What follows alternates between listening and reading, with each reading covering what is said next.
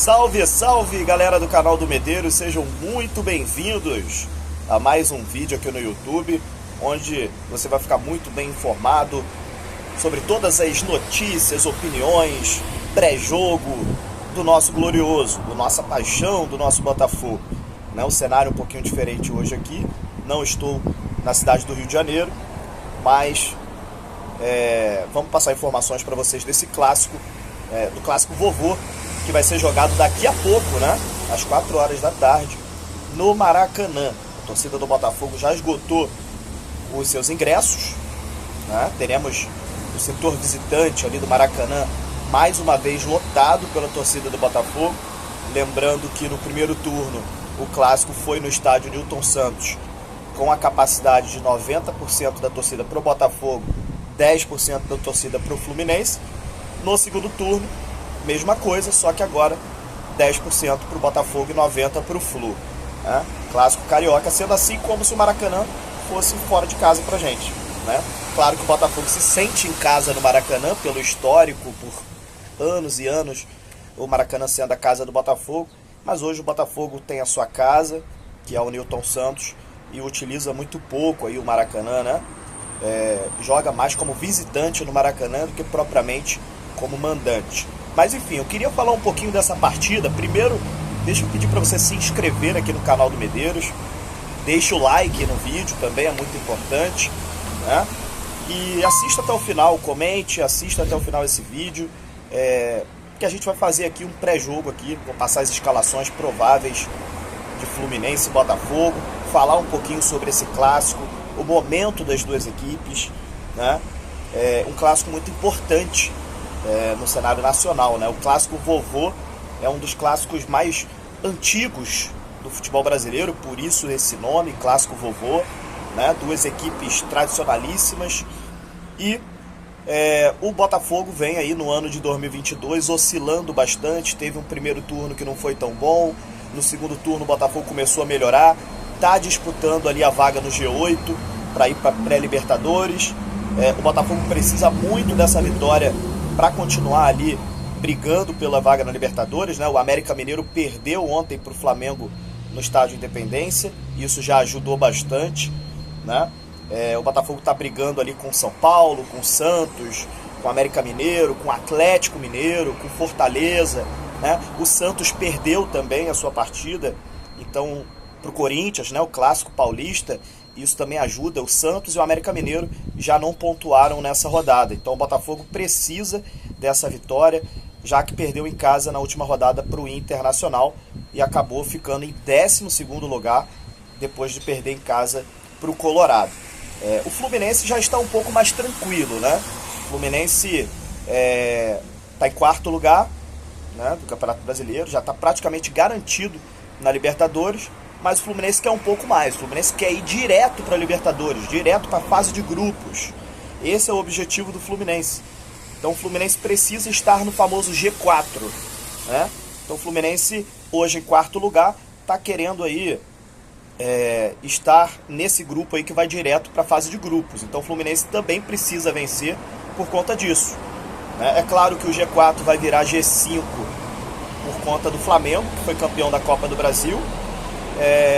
Então o Fluminense está tentando se garantir matematicamente logo nessa fase de grupos da Libertadores, que é muito importante para o Fluminense. Falando um pouquinho de Fluminense, a gente sabe que hoje o estilo de jogo do Fluminense é um estilo muito pautado pelo dinizismo, que a gente costuma chamar, É um jogo de muita aproximação, um jogo de toque de bola, muita posse, muita imposição do seu estilo de jogo. O Diniz, ele não costuma reclamar de elenco, não costuma reclamar de time. Ele chega, coloca o seu estilo em prática e coloca qualquer tipo de jogador para jogar do jeito que ele quer. Essa é a prática do Diniz, é inacreditável. Ele fez isso com todos os times que ele passou, inclusive times de menor expressão. O caso do Audax de São Paulo, foi onde ele surgiu, E o Fluminense não foi diferente. O Fluminense conseguiu, dentro desse ano de 2022, crescer muito, jogando dessa forma, E eu acho que é até surpreendente a campanha que o Fluminense está fazendo em 2022, porque eu acho que o Fluminense não tem um elenco tão recheado de bons jogadores. Eu acho que o Fluminense tem um time muito bom. Os 11 jogadores iniciais são muito bons do Fluminense. Mas quando você pensa em elenco, em jogadores no banco de reservas, eu acho que o Fluminense cai um pouco o nível quando precisa fazer substituições, né? Eu acho que esse, inclusive, é o motivo do Fluminense não ter disputado título, do Fluminense não ter conseguido voos maiores nessa temporada. O Fluminense perdeu alguns jogadores importantes ao longo de 2022 que acabaram prejudicando na sequência do time. Um exemplo é o volante Nonato, que foi vendido por Ludogorets, da Bulgária, né? Ele que era titular absoluto, e o Nonato hoje está jogando na Europa. O Fluminense sentiu muito a saída do Nonato, ainda está procurando um substituto, né? Tentou com o Felipe Melo começou a falhar, né, em algumas partidas, foi para o banco, agora tenta com o Martinelli.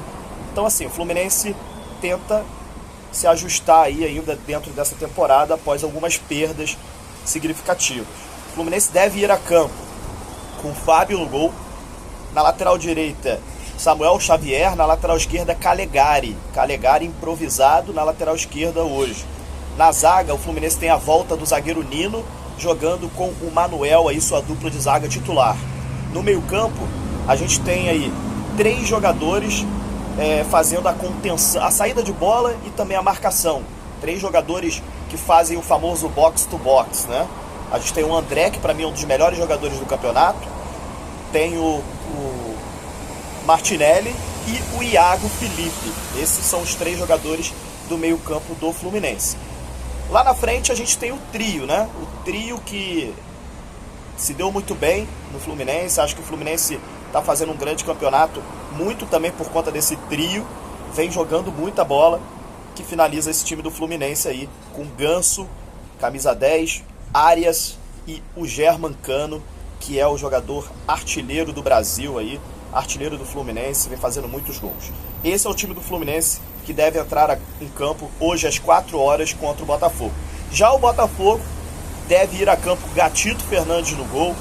Na lateral direita existe a dúvida se vai jogar o Rafael ou o Daniel Borges. O Rafael está voltando de lesão, então o Rafael é o titular do Botafogo, mas está voltando de lesão, então existe essa dúvida se ele entra já no início ou não. Na lateral esquerda tem o Marçal, e na zaga temos a volta do Vitor Cuesta, nosso titular Vitor Cuesta, junto com o Adrielson. Então o Botafogo tem aí a sua linha de zaga titular. No meio campo começam os problemas do Botafogo.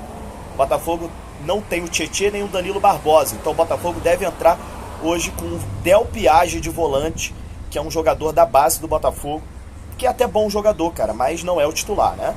Gabriel Pires ao lado do Del Piage também não é titular, é opção do banco de reservas, mas hoje deve entrar jogando o Gabriel Pires. Na frente, Carlos Eduardo jogando como meia atacante. O Carlos Eduardo, esse sim, é titular do Botafogo.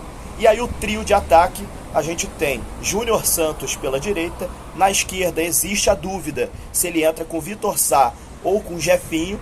Vitor Sá é um jogador mais tático, um jogador que recompõe muito bem defensivamente, é um jogador que colabora muito com o que o treinador pede.